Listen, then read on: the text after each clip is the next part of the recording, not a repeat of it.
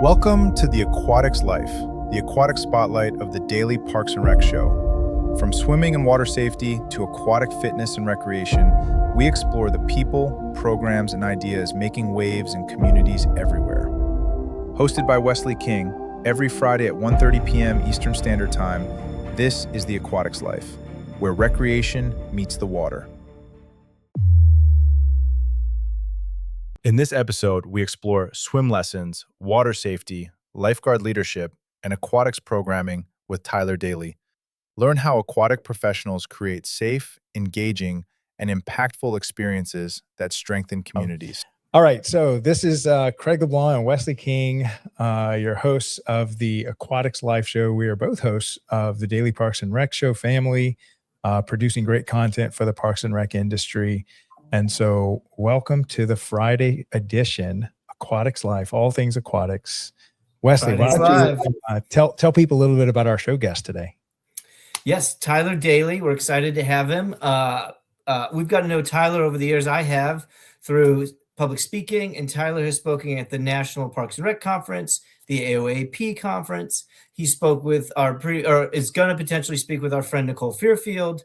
And so we're just excited to have Tyler talk about swim lessons, talk about the industry, talk about some areas we haven't even got to, Craig. I know we're in week 8 or whatever, so we're excited for Tyler to show us some things locally and regionally that we haven't got to talk about yet.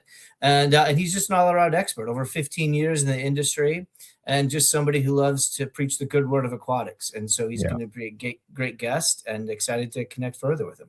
Yeah, and so just to let listeners know, what are you going to get out of this show? So we are going to do our best, and we're going to attempt to talk about on this show, and a lot of this comes from Tyler. Actually, all of it comes from Tyler. We're going to talk about conferences, Lifeguard tube that he found that was really good, consulting, what is the standard definition of I can swim, resort rec, college rec, military rec, all the different places that swimming pools you find running, not just in parks and rec departments. And the last one is guarded and unguarded hot tubs.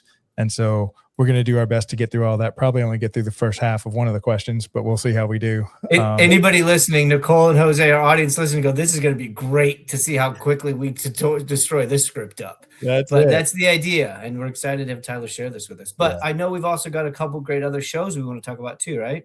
Yeah. So this is our 1:30 time slot for Friday. So every Friday, 1:30 p.m. Eastern, we do the Aquatics Life, all things aquatic. So if you're an aquatics director, or you're, spinning up an aquatic center and having to get lifeguards, this is really the show for you. And I think I can safely say you can go back and watch any of the episodes, and someone in your aquatics department is going to get a lot out of this, a lot of wisdom here. These guys have accumulated over a lifetime. But let's go back to Monday. So Mondays, we have a technology show. It's called Smart Parks Forward. And we actually have a new show adding to that Monday lineup called Parks and Tech Collective, I think is the name. The new. We spoke about that earlier, but it's going to be a good one. So that one's going to be launching in June, but that's the Monday, 1:30 p.m. We produce with the help of Outdoor Link. They're one of the technology companies that are helping cities to become smart cities and very interconnected with their infrastructure. So then that brings us to Tuesday, where it's with a very talented host, John Prue, called On the Front Line, the Military Rec Show, where we talk about the military bases and how they do parks and recreation. And so it's an amazing show. That show's been running since the first Tuesday of this year in January, and it's just producing amazing content there. So if you're in the military and you want to learn more about how a military does Parks and Rec, that's definitely the show for you. Then that brings us to Wednesday. We partner with Henry County, Georgia to produce 2 shows once a month on the first and second Wednesday of the month. The first Wednesday of every month is with Thomas White, and he approached me to produce a show about mental health in Parks and Rec and how Parks and Rec plays a role in that. And then on the second Wednesday of every month, we produce something called The Rec Room. This was actually Henry County's Georgia idea. They actually produced a few episodes, and then we found each other. And so their concept was, this is a very well-run Parks and Rec department. Let's pick a topic each month and just go deep on it. And we'll bring in all the contributors from our department so that if you're running a 5K, it's all the people from Henry County, Georgia, on how they put on a 5K, how they do a farmer's market, how they do a master plan, how they do rec sports, and month after month after month. So it's really great content there. Then that brings us to Thursday. We have 2 shows on Thursday in addition to the leadership series. We have with our very talented host, Aaron Locks, who has spent 4 decades in rec sports, produced something called Youth Sports Mastery. And that's sponsored by the National Academy of Athletics. And so if you're an athletic director, a coach, an athlete, an official, this is the show for you. And we may have to do this show twice a week because he's booked out so far. I don't think he's got any room, but definitely a great show. Shout out to my sports officials out there. A, we could probably do our own sports official show, but B, there's so much crossover content in Aaron's show as a son of a longtime sports official and a sports official myself. Just on that little nuance, a great show to learn and gain from. Yeah, we could really do a weekly show just on sports officials. That's another great show content. We'd have to do a lot of bleeps and a lot of bleep outs, but yes. Right. And we'll try to find the few refs that aren't blind. I know they're rare, but my dad's not on that list. Don't tell anybody. He's been accused many times. Okay, so then that brings us to our third show on Thursdays, which is the Young Professionals Network. And so when we talk about the Young Professionals Network, it's not just the college students and high school kids that want to pursue a career and are studying for it, but it's also for those Parks and Rec professionals that are just new to the industry. They've only been in this industry full time for 1 to 5 years. They kind of say under 30-ish is how they fit in that bucket. But we also have 2 other populations. If you run a strong internship program, and you would like to get you and your interns and tell us about how you run an internship program. Internship programs are not just good ways for the students to get exposure, but it's also a great place for you to recruit your future employees because they've done an internship with you. So internships are about how we reach out to, find, and lift up that next generation of Parks and Rec leaders. So that's all on the, and then the final population is if you are a professor that teaches a degree in Parks and Recreation. We've had several of those on the show. So that's kind of all fits in that Young Professionals Network bucket. Then that brings us to, of course, today, which is after we did our leadership series with our first ever show on 12 noon with our newest host, Papa J out of California. Jonathan Skinner. Yeah. And he is only one of 98 Parks and Rec professionals that has achieved kind of like a lifetime achievement award. He's inducted into the Hall of Fame. And now that he approaches retirement, he's going to come on as one of our hosts to help host that Friday show and some other shows that he wants to do as well. And then that leads us to where you are right now. Just look at Wesley's background, live every Friday at 1:30 p.m. Eastern Time, the Aquatics Life. And so let's go ahead and play the promo for the 500th episode. Thank you. Big shout out to everyone that's come on the show and help us to produce this media company. We created a shout out and a thank you for all of y'all. And so let's go ahead and play that. And then we'll come right back and start our conversation with Tyler.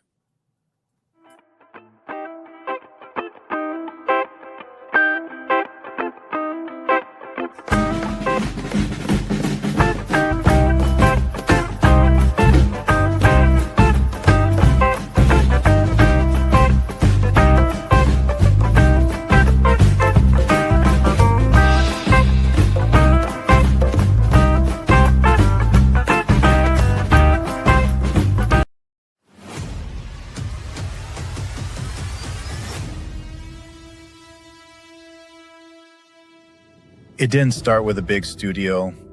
It didn't start with a massive audience. It started with a simple idea. One conversation, one camera, one episode. Back then, DPRS Media Network was just a vision. No guarantees, no roadmap, just a purpose. To tell stories that mattered. Stories from the Parks and Recreation community. Stories of leadership, passion, impact, and the people making a difference every single day. Episode by episode, that vision began to grow. More conversations, more voices, more people who believed in what we were building. What started as a show became something much bigger. A place where people felt seen. A place where ideas were shared. A place where the Parks and Rec community could connect, learn, and inspire one another. And today, we celebrate a major milestone. 500 episodes. 500 stories. 500 moments. 500 reasons to keep moving forward. But this is not the finish line. This is the beginning of our next chapter. In the months ahead and in the years to come, DPRS Media Network is growing into something even greater. We are building something truly special for the Parks and Recreation community. Something designed to bring people closer, to create stronger connections, to open new opportunities, and to continue serving the people who inspire everything we do. We are also expanding our reach through new partnerships, working with organizations who believe in our mission, partners who share our vision for community, leadership, and impact. And beyond the screen, we're showing up in more places than ever before, attending conferences, meeting leaders face-to-face, building connections that strengthen our community. Because DPRS has never been just about content. It has always been about connection. To everyone who has been with us, from episode 1 to episode 500, thank you. This milestone belongs to all of you. Here's to how it all started. And here's to everything still to come.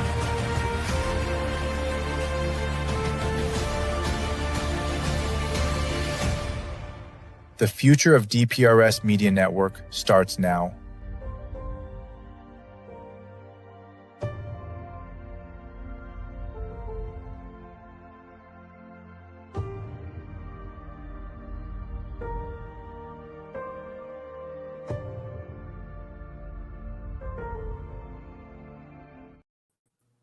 All right.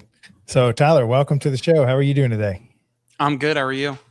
Fantastic. So why don't we kind of go to how you and Wesley connected? How did y'all meet? Kind of go into that backstory a little bit. I met Wesley through the internet, like a lot of professional relationships are nowadays. I mean, I feel like I've seen Wesley for years just on there, and then through meeting Nicole Fairfield, who you've also had on, we connected, did their show, and I mean, since then, I feel like Wes and I have caught up or like kept in touch since then. So, in conferences too, and workshops, and yeah. Fantastic. It's a small world, Greg. So let's go ahead and dive in, since we have limited time that we could talk about this for 10 hours. And I want to get through some of the questions, but let's talk about just conferences. That was kind of the first thing you wrote down. So as far as conferences that you could attend, kind of what's out there for aquatics? Yeah. So from my standpoint, I mean, state association has been the easiest to get to and the easiest to kind of have a submittal and then get approval to speak at, or kind of have that speaker time slot. Because there's more than one way to kind of handle that time slot. But I've spoken at our state for Florida, the state for Georgia, and then the state for Colorado several years back with a few coworkers. But yeah, I spoke at the national conference, like I said, but I think that answered your question. Yeah. Hopefully. Yeah. So, and maybe Wesley, you can jump on this as well.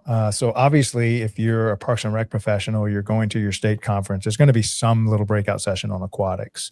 What are some of the other kind of conferences that they could go to if you're looking to kind of just learn more about aquatics? Yeah, and I think too, and this is going to totally not answer your question, but that's a real important piece. Is each state does have their own conference, but it's up to people like Tyler and Nicole and people we have relationships with to insert an aquatic component in a lot of states. Some states don't even list it as a main category of a track, they call them, right, or a subject matter, right, to get your CECs, where you then have to pitch your presentation to say, hey, we're short on some aquatic stuff, or we're short on drowning prevention, or we're short on certification.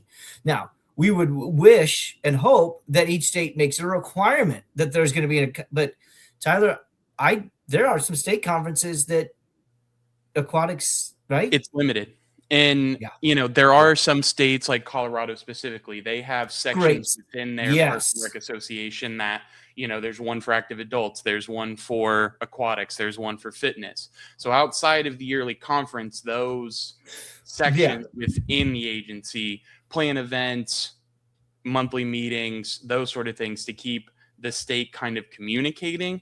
And when you know, that doesn't happen or that doesn't exist, there isn't really that framework of like, who do I pick up the phone call and call my neighbor next to me? You know, those can be kind of tough. And, you know, being able to have that from a state agency, like I know has helped me, because then you kind of know the other people around you. So if they need help or if they have the same certifying agency as you do, because I feel like, That's you a know, big 20 one. year ago, we were all the same one. Now it's not that way, where there's Oh. a handful of them, or really a main three that most of these facilities are. So, I mean, speaking from my experience in Florida, like there's a handful, like probably 8 presentations, or, you know, 8 to 12 that are aquatics based. And then, you know, if I'm presenting at the same time doing aquatics, and then there's somebody else that is also presenting aquatics, like, well, then you got to pick. And like, that was exactly what happened in Georgia. Like Nicole had the same time slot I did. And it was like, we pretty much just split our audience in half, because they had to pick between me or her. And then, you know, if you get the dreaded 4 p.m. time slot before On a Friday, like on a Friday, it's tough to get people to come, right? And like, I just want to share knowledge and like see what people got to say about what I'm talking about, you know? So, anyways. But that, I know your real question, Craig, was outside of the state, but I do think it's important what Tyler said is a conference chair is not looking at, are we splitting the aquatic attendance, right? And a conference chair typically isn't going to pay attention to that. And so that's why these other agencies, AOAP, All Things Aquatics, NRPA, the Texas Public Pool Council, Wisconsin has one. Within that, people like Tyler then get together with people like Nicole in Georgia and say, hey, what are we doing? And then Wisconsin. And so it has really become an independent, almost passion project to a degree of saying who, and now Tyler hit a nail point, and I know we'll go to another subject, but also, Craig, if I'm calling you and you don't have the same certification board or provider that I do, then we don't really get to play in the same field, because you have this company training you and I have this company. So no matter if we're a JCC, a YMCA, or a park district, we're also then limited again by who we're governed by or trained by. So not making excuses, but I think they're great points Tyler's referencing. Yeah, fantastic. Okay, so next topic. I can't believe it. We finished the question. All right, on to our second one. Don't get me nervous. Don't get me nervous. What happens now? We've never been here. We could go back if y'all want to talk more about it. No. All right, so Lifeguard tube. We had me and Wesley did a 9-hour show on Lifeguard tubes, and there was something we didn't talk about. Tyler found like a really good Lifeguard tube. So what you got? I swear by them. So they're steadfast rescue tubes. You can get them through water safety products or them directly. I don't know. It's 3 guys on a YouTube, and then like I kind of fell in love with the tube, got my new facility to purchase them. And I have not had one issue. There is not a single cut. Like, there's scuff marks, but like, who cares? Like, it's still red and it saves. So like, I love these tubes. I feel like more buoyant. You can grip with them. There are specific handholds like built into the tube. So when you're going to like make a rescue, it's not, sorry, I'm trying to explain like how to, you know, it's vinyl on a lot of the old ones, are kind of that material that like it can slip if you go to push your tube. And with our rescues being push based, like you can't have that happen. So there's also hand grips on the end. So if you need to like readjust, the agency that I'm with, Stargard Elite, they require in-water ventilations if there is a passive guest or going through that training, right? So being able to just simply just grab like the end of the tube and roll it, where the other ones you have to like maneuver it like and shake it down. And okay, when I just shook my guest, it doesn't burn your skin on your legs if it gets too hot. Sorry to interrupt, but I have no horse in this race, but I do. I bought 3 of these tubes last year for my pool, and I allowed our old tubes to be kept in because they were old tubes, right? Those old vinyls. And every single one of my staff member stopped using the old ones and then started using these. And I'm like, great, We're only going to buy these moving forward. I'm glad that we all love these. The other thing I'll mention, they do also sell a whistle that has a companion like piece that can open an oxygen tank. Because at times there are some facilities that require oxygen. I currently work at one that doesn't, but there are some that do, and you don't want to like need oxygen. Where's the key? Oh, it wasn't in the crash bag. Who checked it this morning? Well, you're already in the middle of an incident at that point, right? Mm. So being able to have the key directly on your whistle because it's on your breakaway lanyard, like you've already got it. We are so inside baseball here, Tyler. Keep going. I love Craig's brain going, wait, what's happening? I'm feeling you, buddy. Keep going. Yeah. So, I mean, they are a little bit stiffer. The one thing I will say that we've had to kind of train with on our lifeguards is when you make that transfer again of a passive guest to the backboard is vertical, and then you go to put the person up, that tube is still sandwiched between. So if they don't make that right transfer and now your board has turned horizontal to extricate or remove from the pool, it becomes tough. Now you have to like, again, that wiggle on the other vinyl tubes. It just rips against your skin because it. You know, it is one thing that we've kind of had to train around, but like that's been really the main thing that like I've had to work with my staff on. But I mean, other than that, like I'd rather a more durable tube. Yes, they probably are twice as expensive, but if I can get this tube to last 2 years, well, great. That's 2 for 1 in my math. And 2 huge takeaways that I hope our audience has. One, Tyler doubled down on the staff satisfaction. The staff was happier with it. And then the other double down is the training. Not only did you hear the staff say we really like it, you did, and I know you, Tyler, but for the audience out there, maybe we always haven't thought about, okay, my staff likes it, now what? Maybe we haven't thought about the nuances of how it works with each rescue. So there is a big piece in, does my staff like it? But there's also a piece, can they use it properly? Yeah. How many facilities ask their lifeguards, do you like the equipment that you have? We all remember those like heavy, clunky, fully plastic without a like water bladder in them backboards, right? Have we ever asked, do we like this? Have we ever researched, is there another one out there, right? And, you know, a lot of them are moving to similar to a CJ Aquatic board, the orange or the wooden or a derivative of those or like that same style, but kind of those hard plastic have fallen out. But I mean, do we ask them? Do we have their opinion, you know, marked? And that's employee satisfaction to me, right? If somebody comes up to me and says, hey, I need this change, great. I was able to suffice a need and meet their request, right? So that increases. And I can show HR and I can show everybody who asked. I just didn't meet their need. It is a documented, sorry to interrupt, that's me, but it's a real legitimate win for the team. It's not complaining about a random thing. There's a real issue, there's a real solution, and there's a real measurable improvement. Yeah. Yeah. All right. So the next topic, and I want both of y'all to kind of speak about how y'all, because each of y'all have consulting companies where you work with Parks and Rec departments to try to get their bearing straight. Because a lot of times when you're an aquatic center, many times is one of the many hats that a director might wear, and they'll just get notified, hey, you're in charge of the aquatic center now. And sometimes via letter, sometimes via a cup of coffee, sometimes. And that's the only education you get. You're just you're just told the aquatic center is yours, good luck. And so it's important to partner with consultants that have a deep understanding of what you're getting ready to embark on. So Tyler, why don't you tell us a little bit about your consulting company and how you work with departments, and then Wesley, you can go after him. Yeah, so I'm here to speak to the Jedi Master of consulting, right? So I'm looking into it, right? So I don't have anything professionally set up. I do have an LLC that I run, or am getting a swim lesson business up and running. So kind of that was another conversation just to tag onto that y'all had recently of like, why did you limit yourself to just a swim lesson LLC? Well, that's what you've labeled and marketed yourself as. So that's what your customer sees you to. And I'm like, Wes said this. Why didn't you say this to me 6 weeks ago?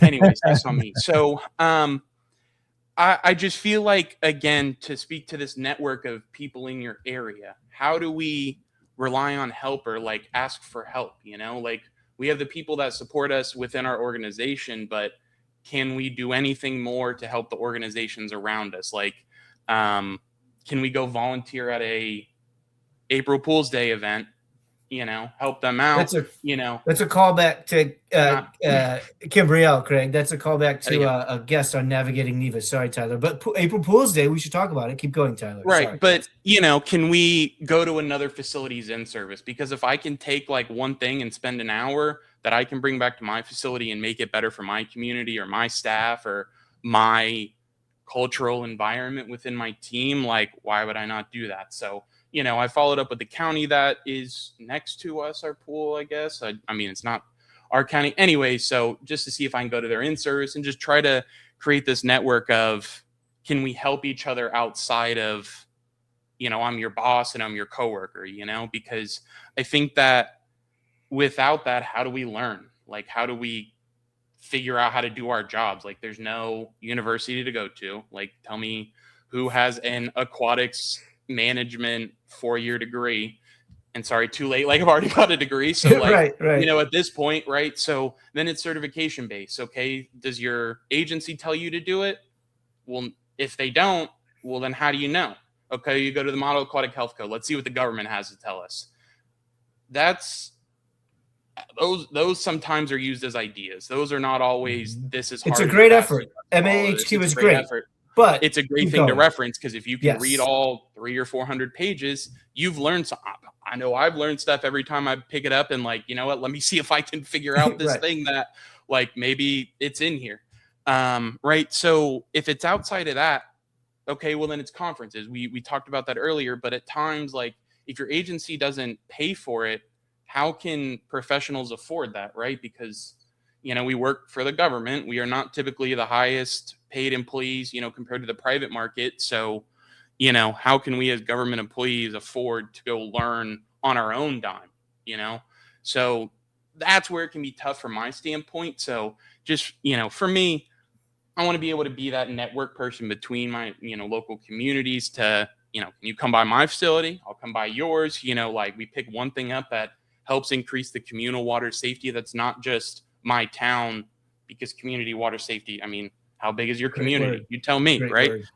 Somebody from the town next to us, they might come to my pool, whether I have different hours, I have different services to offer, but they're all going to go to each other's pools and they're all going to talk about it. So like, let's talk about how we can service these guests in a more uniform way, or, show that we're safe. How are we doing those things to the community?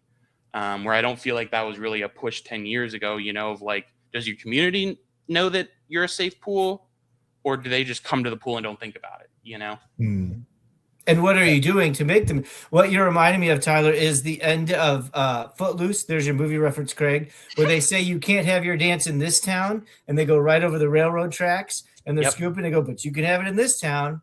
Yeah. The only thing that separates us is the map, right? And so, and I know after the commercial break, which we'll get to in a minute, Tyler, you and I are going to talk about things like military recs and campus rec. But before that, one of my tricks of the trade is everybody loves free food.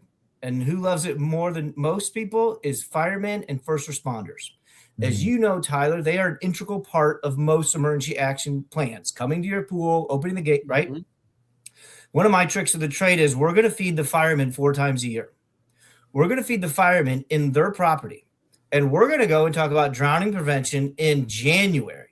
And we're going to go talk about kids' education in the spring when our pool is closed. In exchange, we can put on the books a pre-planned, pre-opening annual in-service prep. Now, I know it's harder than I just said it is, but if the fire chief changes over, or the battalion chief changes over, or and it's not on their calendar, and you call up randomly and say, hey, it's May 7th, we open in 3 weeks. I'm told I have to have a county in-service training prep with the local EMT and fire department. And the battalion chief says, hello, who are you again? Where do you work? What are you doing? I don't have the team. Not that they'll say no, okay? But it's a lot harder to do that than it is to get a plan in place during the winter or when you're slow, get some form of formal in-writing agreement that says, we're going to feed you, we're going to do it. And guess what? Here's the kicker. Who's first on the scene? Who's the first to respond to the drowning child? But they don't know the statistics. There's nobody in the fire department. My uncle was a battalion chief. There's nobody in the fire department shoveling down drowning statistics around the country. But yet it's the fire department typically I don't want to be oversteer, that's going to show up. So you've taught them how to apply the action in your pool, but we haven't done the education, the feeding, the befriending side. And then the kicker is, here's some guest passes. Here's something for your family. And we all do fireman days. We all do EMT days. Build that backwards into an annual cycle of food, training, and scheduling. Love that. All right. So that perfect timing for our show sponsor break. And then we'll come back and I want to learn a little bit more about consulting, other consultants, and kind of what Wesley does to kind of in his company. So our two show sponsors today are Outdoor Link and the National Academy of Athletics. If you have a smart home where you're now gotten used to turning on your lights and having the AC kick on automatically for, through your cell phone or your garage door opener, imagine if you had all of your infrastructure connected to a smart device. This is what they call smart cities. And so Outdoor Link is at the forefront of helping the Parks and Rec departments to become smart cities and connecting their emergency lights, their parking lot lights, their baseball field lights, their splash pads. And then they can even, me and Wesley were talking about how they can connect some of their pool equipment so they can don't get us started on that. Keep going. Yeah. And so if you want to learn more about how you can turn your city into a smart city, reach out to me on LinkedIn or Wesley out on LinkedIn, and we'll get you connected with Dave Ramirez, who's also one of our show hosts for our Monday show. Then that brings us to the National Academy of Athletics. So if you have ever thought that you wanted to find a way to start a business inside of Parks and Rec and still work with Parks and Rec departments, helping them to run after school care or pickleball leagues or whatever they don't want to run, the National Academy of Athletics, this is what they do. They have like a franchise model, and then the franchisee will then work with local Parks and Rec departments to help run their programs and kind of be that third party that they can kind of lean on. And so he's built an amazing business and has a network that stretches coast to coast across the country. So if you want to learn more about how you can become a franchise for the National Academy of Athletics, again, hit me up on LinkedIn or look up Aaron Locks, and we'll help you get connected with him. So Jovi, why don't you go ahead and play those two promos, and then we'll come right back and finish up our conversation with Tyler and Wesley. In today's parks and recreation industry, communication, safety, and efficiency go hand in hand. That's where Outdoor Link comes in, delivering smart technology that empowers city departments and community planners to do more, smarter. Outdoor Link's platform connects and automates everything that keeps your parks running smoothly, from lighting and locks to signage, water features, Wi-Fi, and digital advertising. Control and schedule park lights for safety and energy savings. Remotely manage facility access. Coordinate fountains and splash pads. Provide public connectivity.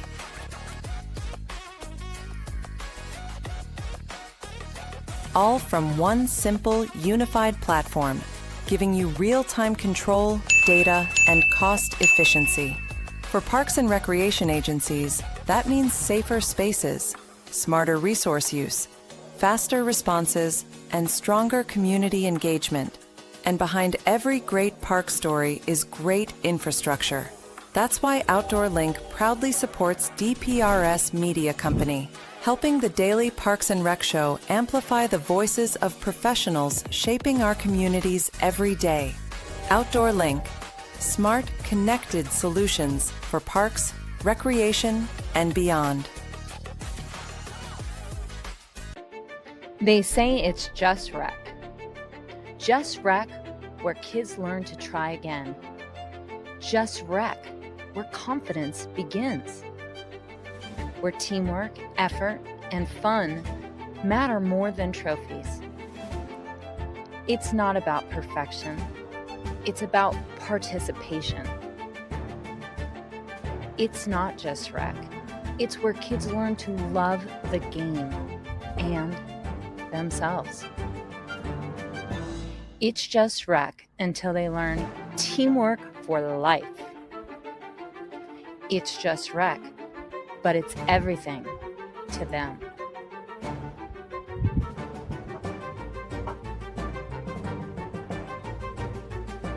It's more than rec. It's a movement. It's just rec until you realize it's shaping the next generation. Together, we're not just running programs, we're building a culture of confidence, connection, and community. Join us. All right. So Wesley, tell us a little bit about what you do in your consulting company and how you kind of partner with Parks and Rec departments. Yeah, absolutely. One of the things it's really provability, right? And we're going to get into what is proving what is swimming here in a minute. But I do court cases, right? I get hired as a subject matter expert, but I also get hired to walk in and do an audit of your equipment and your safety and your pool and your pump room. But one of the strategies is coming down to, can you prove it? Can you prove that you have an emergency action plan? Can you prove that your staff went through this certification? Can you prove you can see the bottom of the pool? So a lot of it starts there, really having checklists and having kind of a controlled mechanism. The other part of it is defining what we're doing. Craig, I love movie references, I love wordplay, but one of the things I really talk about is defining your operations. I call it PCS, programs, classes, and services. As Tyler knows, and we'll get to it in just a second, we all have swim lessons.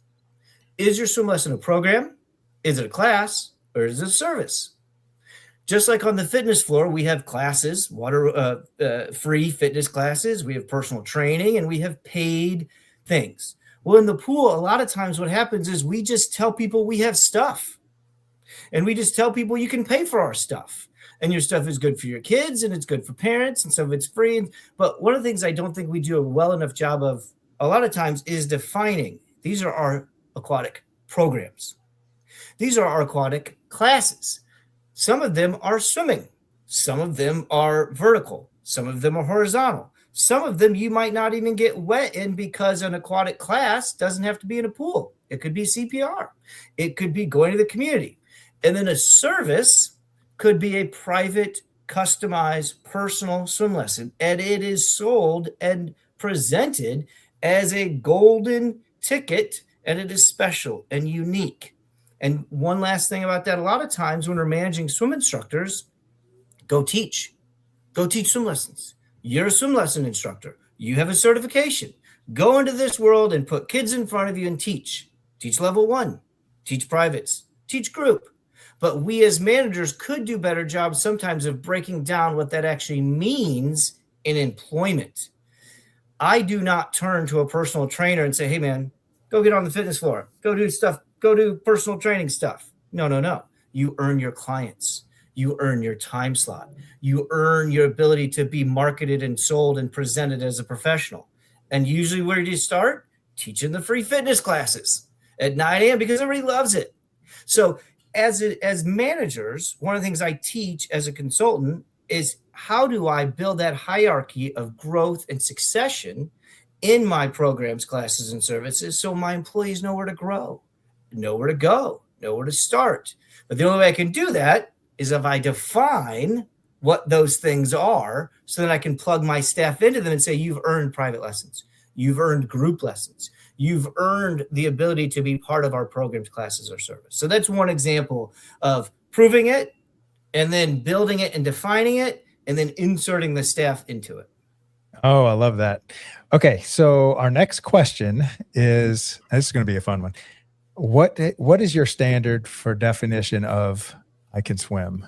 Tyler, why don't you launch with that one, and then Wesley, you kind of color it in. Yeah. So looking back on my childhood, right? I went to swim lessons, mommy and me definitely went to a pool at some time. But after that, we didn't really go through the learn to swim life cycle or really had that. It was fine enough. You'll go do and figure it out whenever. So, I didn't really, in my opinion, learn to be able to swim comfortably a lap on my own without my parents watching, right? I could jump in, swim to the other side, grab the wall, get myself out, and be safe, right? It's a little close to the American Red Cross water competency sequence. I think you got to go submerge over your head, and then you got to tread it a minute for some time in there.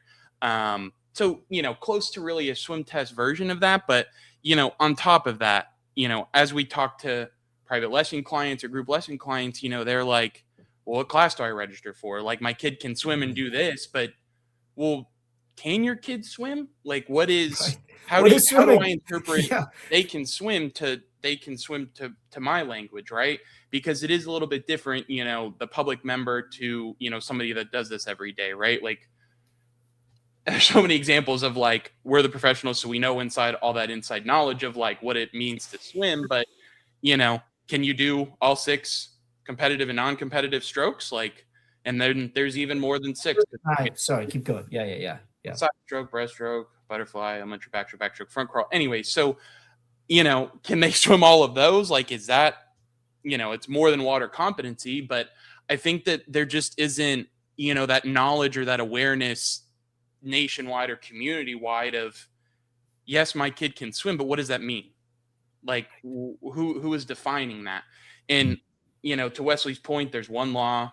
So, like, who is going to dictate as a law or a statement or an ad campaign, that this is our definition? Like, it's not just getting your kid to swim and take swim lessons. Like, it needs to be water safe. It needs to be water smart. So they're making good decisions on top of just being able to swim. Because if they can swim, well, if they go swim in the retention pond without an adult, that's a lot of variables. That might not work out for them. And then the worst happens, right? So, being able to kind of have that awareness aspect as well, is important to really achieve water safety, as opposed to like, I can swim, and there's so many strokes. There's so many like nuanced things of like how we swim every day, but it's just, well, they can swim. Who can act? As long as I'm in the place that I know how. Great, we're on episode 8. I don't know that we're going to get a better guest. Sorry, Nicole and Timothy, but Tyler's moving up the rankings here. I know, right? You can tell him I said that. No, we'll get you all out to get out. Never say that to Nicole. But so there's a driver's test when you turn 16. There's a driver's test. There's a blood alcohol test. There's other ways to do. There's, can you hit a fastball? Swimming. I mean, you want to know how to keep his mouth from talking? Ask him to do what Tyler just did. Like, am I swimming because I'm on a competitive team? Am I swimming because I could survive in an ocean? There's people that swim laps all day, Craig. But if you took them out of that pool where they swim laps, they'd look at you and go, I actually don't know how to swim. Yeah. Because they're so comfortable. Because exactly what Tyler talked about. Swim lessons are just that. 30 minutes, in and out, go home, and let's go do something else for the other 196 hours a week, and then we're back at it. Yeah. Golf, right? You go to one 30-minute golf lesson. Do you know how to golf? Well, you went to golfing. Like, it's going to the range. How many lessons do I need? Do you get that question too, Tyler? That's another thing. Yes, Craig, and again, we will move. Yeah, go ahead, please. And every child is different is the answer. Yeah, one thing I was thinking is it probably depends on your goal. Because if your 100%. Goal is just how long can you stay in that water before you drown, then having the skill set of floating might be the checkbox you're looking to check off. That they can even know about drowning. Yeah, right. And a lot of people have fear of like getting their ears wet, or that like back and floating is head up, belly up, toes to the sky. So if I can't get my head back, well, then the water line's going to be right here. Now they're going to swallow water. Now it's panic. Now we're under. So, anyways. Panic being key. But that's and I know we'll talk about the different types. I want to get to the campus rec and lake rec, but to kind of maybe button up the idea of swimming and to help you, Craig, not aquatic, but aquatic, we all struggle with this every day. We all have swim lessons all across the country. And all the parents want their kids in swim lessons. And we all have to just sit there and go, well, this is what swimming is in this pool. This is what our county has decided. This is what Tyler, Nicole, Wes has decided. And Craig, in Louisiana, you're going to have somebody on a pool deck say, this is swimming in my pool. And then you go 20 miles away, go, wait, what? But Tyler said swimming is this. And I'll button it up by saying, let's start the conversation out of the pool. Let's start the conversation with drowning prevention and water safety, and then figure out what swimming looks like. Right. With our lawmakers. Yeah. Then I think a coach has a totally different definition. When they say, can you swim? They're looking for the next. Can you compete? Yes. Yeah. But we all use the same word. But it means something different. Yeah. Yeah. So. Yeah. Love that. All right. So let's talk about all the different, when you say resort, college, on a military base, all the different play. And when you say rec, are we saying these are where the pools are, these are where the lakes are, this is where the beachfront is. Kind of help define that a little bit. Yeah, I mean, there isn't a lot of places just generalize it as rec because it's a recreational service, but below that, it probably should be like further defined as this is aquatic programming or this is, swimming, just so it's more specific, because recreational services is so broad and wide and are some people in our beach, open water. Sorry, beach, open water. Yeah. Sorry. Yeah, and from a resort standpoint, it's guest satisfaction, it's safety. Rules are different because alcohol is typically on premises, right?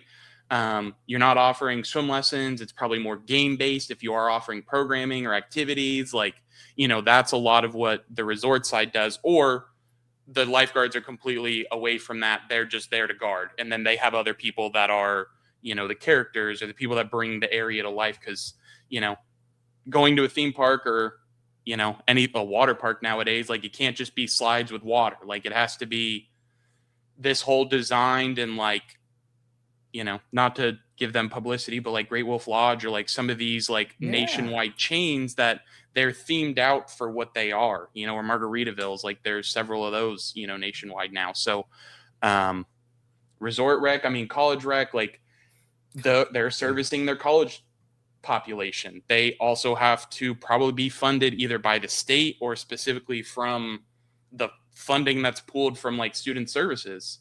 Okay, so or student enrollment, excuse me. So what happens when enrollment goes down? Does your staff shrink? Does your pool hours shrink? Do you have to turn the pool heater off?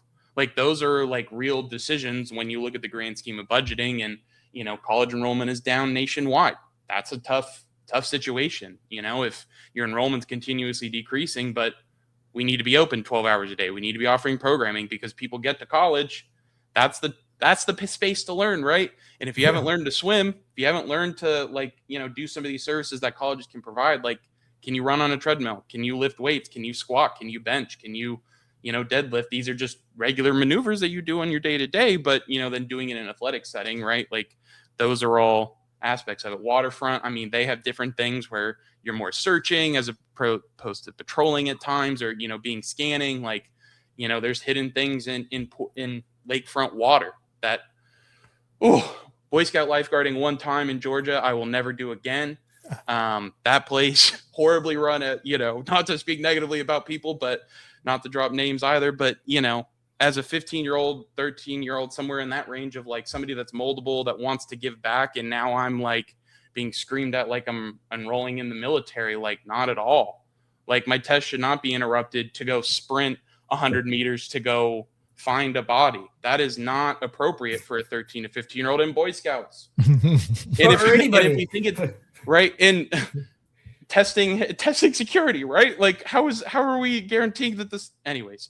But yes, we need to be put through those simulations and understand the seriousness of our roles. And that, I think Nicole said it last week or somebody in the last few weeks of the show, are we first responders? Are we second responders? But we're technically before the first responders in the order of it. So the 0th responder, just some form of recognition in that, we do have critical life-saving training that we go on. And resilience first aid, you also talked about that through ILCRA or International Lifeguard, Critical Response Association, something like that. So that wasn't a thing 10 years ago. So, being able to provide that for your team, no matter the branch or the branch that you're in. And we've talked about networking, communicating with the people around you. I don't think we always think about hey, is there a waterfront that's guarded in my town? Let me call them, see if they're the same agency.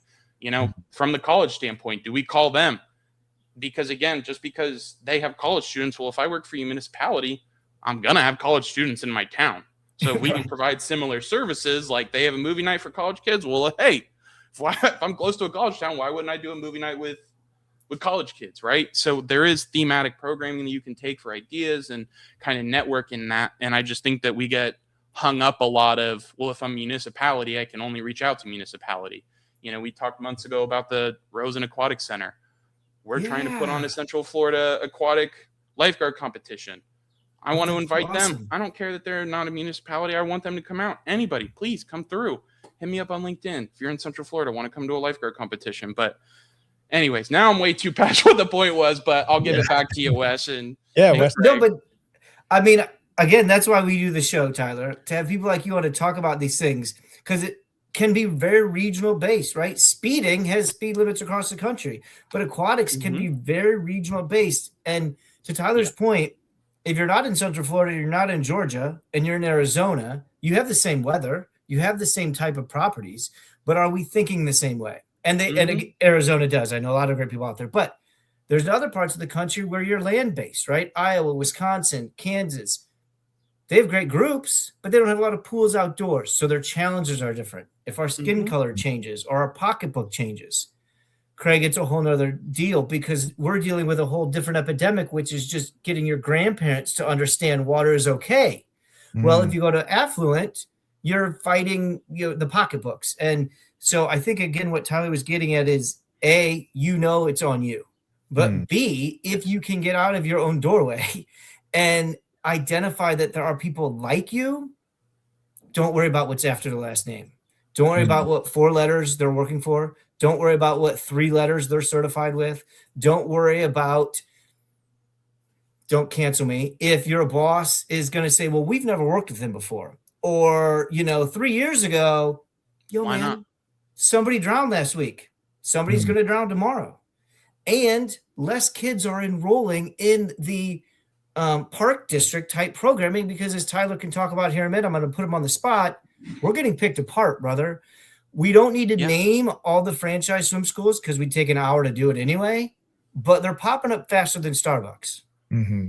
Yeah. Help us and just build into that from real a quick. private standpoint, like you have clients or guests come up to you now, right? And they're like, well, I took them here for swim lessons, but we had this experience. And then I'm like, well, were you aware that they're not required by state law to be certified? Oh, brother. Yeah. Are you aware? What did you pay? How many people were in class? What is your active participation time? Because we think about these swim lessons of like, I'm just going to sign them up, but what's the ratio? Is it 1-on-1? Is it 1 to 15? Because my kid's probably not going to learn if it's 1 to 15. Does your state have a Izzy's law? Does your state even have a requirement for the amount of students your instructor can have? By the way, Craig, there's a shout out to Izzy's law. Georgia didn't have one.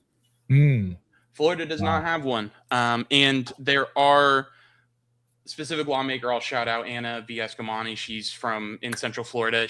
I met her a couple of weeks ago. She's a big proponent. She was at April Fool's Day. She was out at a documentary screening of Full Sail here. Future guest on the show. Anyways, she has don't tease.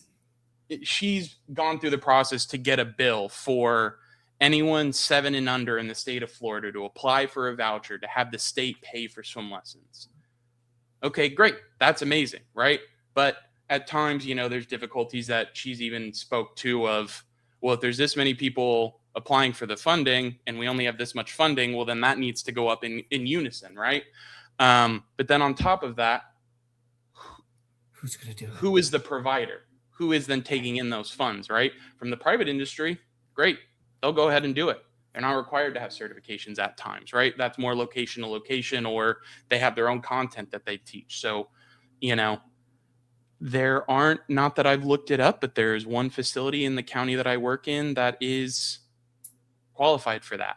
And yes, it is on my list of things to do. And that's on me that I haven't done it yet. But, it's not just turn the lights on and you're able to accept it. There is a process, and, I'm going to go through the process, hopefully here after the busy season, to make that happen for my facility. But, that's another part of it, right? Of what governments or municipalities or private industry is then going to accept those. It's not just approving it, but then we got to get the authorized agreements or the authorized providers to then provide those high quality swim lessons. Because again, swim lessons are subjective. Are they teaching them to swim, or are they teaching them to be water safe? Or, again, this ratio, what did you pay? Were they qualified? Did the instructor talk to you before and after the swim lesson? Did you have a waiver? Can I use your picture? Yes. Can I promote? Sorry. Yeah. Right. Those are requirements in my facility that I set for my instructors, but that's outside of my certifying agency. My certifying agency doesn't tell me to do that for swim lessons. I have to institute that through standard operating procedure and expectation and holding people accountable to the standard. And if we don't, well, then our quality drops off and then people go elsewhere without knowing, right? But there isn't this nationwide campaign or thing for us to get behind at times, just because we we need it. Yeah, Florida I never should not thought. lead the country Yeah. in drowning deaths, and like it's a shame. 130 a year on average, like that is One absolutely state, Craig. absurd. That's just Florida. Tyler just That's said just Florida. It's just Florida. 130 a year. And you know, on top of that, like we are probably one of the tourism capitals of the country. I mean, maybe top 5 Orlando, right? So, you know, a lot of this is transient, or, you know, imagine going on a vacation, not doing the research on, is it safe, or are these lifeguards going to do their job to protect my family? People don't always think about it. They may not think about, you know, like, or in a non-lifeguarded pool. Sorry to interrupt, because it happens. Sorry, keep going. Yeah. It happens, right? And that was one of the other bills that they attempted to get through that I don't believe passed, but they tried to target these short-term rentals that have pools as a selling point through, you know, Airbnbs. Airbnb backed up the bill too, which is like Airbnb never wants like laws surrounding governing them. So for them to sign on, let's get this next cycle. But, you know, who watches their children swim? You know, are they doing that? Do they need pool fences? Do they need an alarm? Like, can they go around outside and then get in through the back door, right?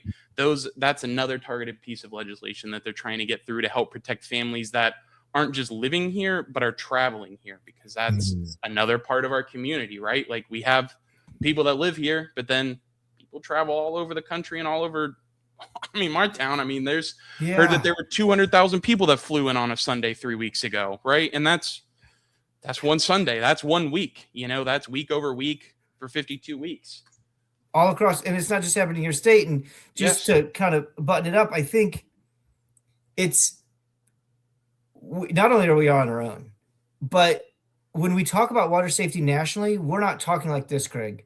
We're so removed on an executive level, I would argue, that these nuances aren't being considered. The nuances of travel, the nuances of location, the nuances of law, the nuances of, in Texas, you can live in an HOA and your backyard could be an open pond, and your HOA could vote to not put a fence up because it won't look good. And we're going to vote to not put a barrier between, like, so that's where I think Tyler and I and the aquatic people kind of lose our minds, because we see what happens. We know the numbers, yet the conversation isn't like mothers against drunk driving. It's not like that. In the 80s, where MAD was covered mothers against drunk driving. Don't drive drunk. This isn't like that. It's put a pool fence up. Can you see the bottom? Because every pool is different. And again, we'll close in a second. Every body of water is different, not just pools, because drownings happen not just in pools, retention ponds, like, you know, you're right. It's not Hoosiers. It's not Norman Dale. You cannot take a thing. Movie reference, Craig. Right? Yeah. You can't measure the free throw line. It's not a basketball court. It is not even a football field. The minute you put a hole in the ground or above, and to your point, water, I've got to treat the water. There's no national regulations. Yeah, we say chlorine should be 2 to 3 and pH should be 7 to, but if your health department doesn't come check because you don't have a health department checking, because it's not required.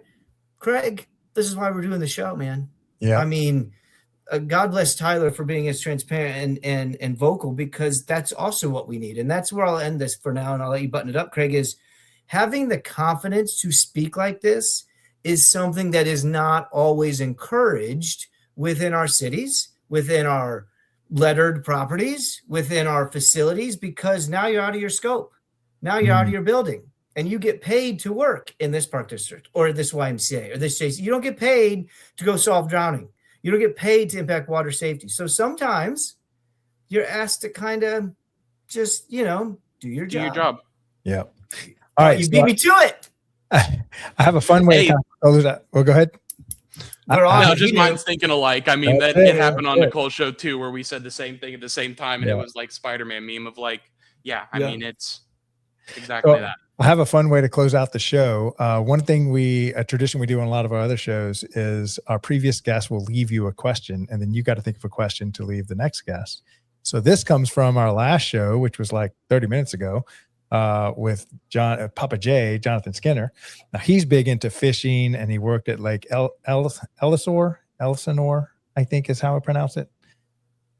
His question for y'all is lake fishing or ocean fishing, and why? Which do you prefer? Lake, because I'm not an ocean person. If you ask me mountains or oceans, it's mountains. So like lakes can be anywhere. And my best buddy growing up, he had a boat dock, that coquina rock that's only found in St. Augustine, that pier, the big castle, Castillo de San Marcos. Anyway, it's made out of shelled rock. It's like 500 years old.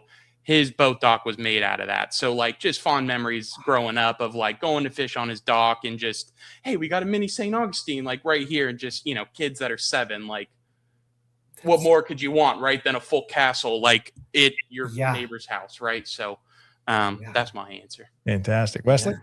Yeah. You can put me on a beach at the ocean for sure, but lake 100%. My in-laws have a lake house in Wisconsin that has a lake. I grew up learning how to ski in Illinois River. My mom always said if you can ski in the Illinois River, you can ski anywhere because they probably can't find you anyway because it's so brown.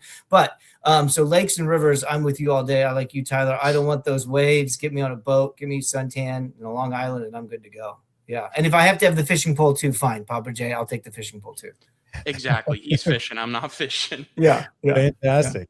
Well, Tyler, thank you so much for coming on the show today. Any closing remarks? I'd like to leave my question of what is your favorite aquatic memory?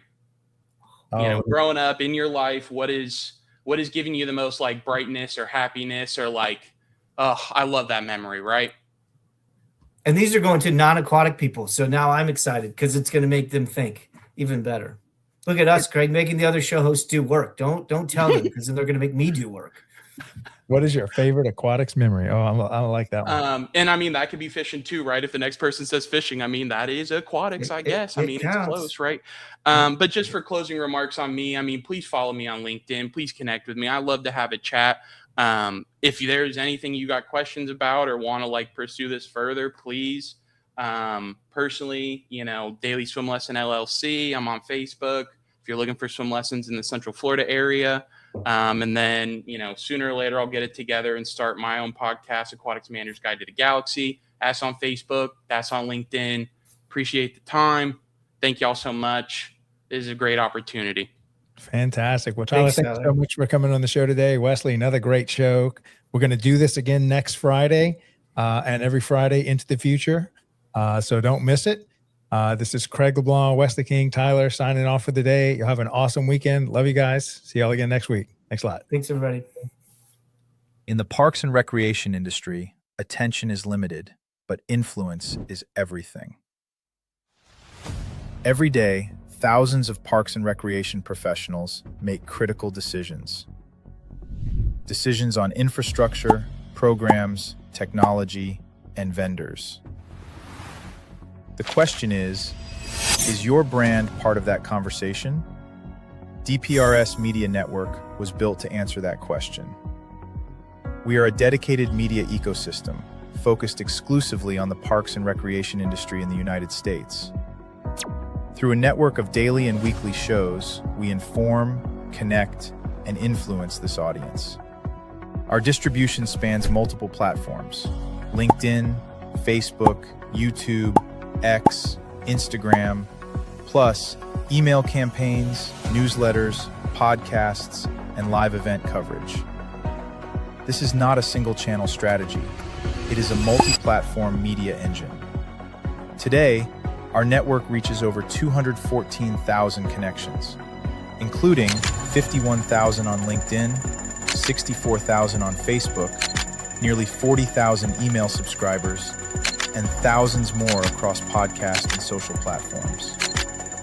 While some audiences overlap, our true value is not just reach, it is relevance.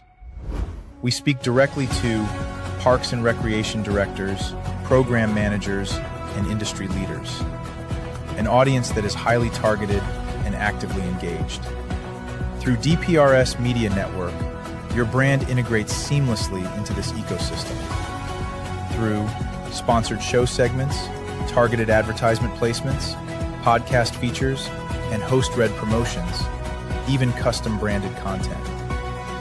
Not as interruptions, but as part of the conversation. And we don't just operate online.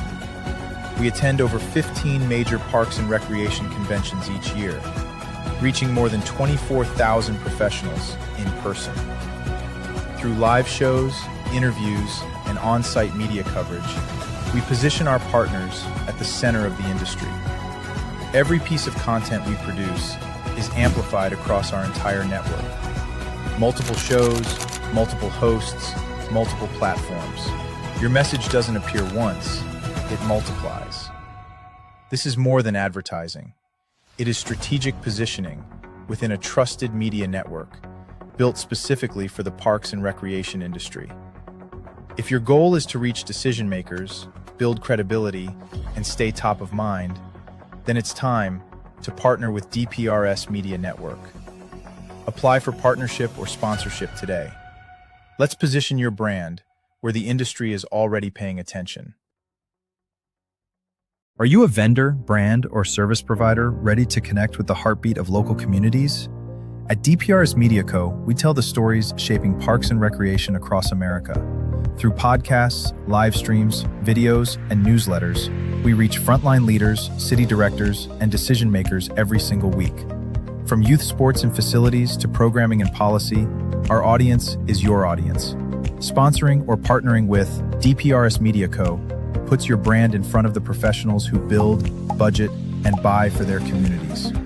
Launching a new product, growing your presence in public spaces, targeting cities, counties, or departments, DPRS is your trusted media partner. Whether you're in software, turf, aquatics, robotics, smart cities, or special events, partnering with DPRS puts your brand in the story. With commercials, interviews, social campaigns, newsletters, and live shows, we're your media team. Partner with us and grow your impact in the $200 billion parks and rec industry. DPRS Media Co. Stories that move parks and rec forward. Your audience is here. Let's meet them.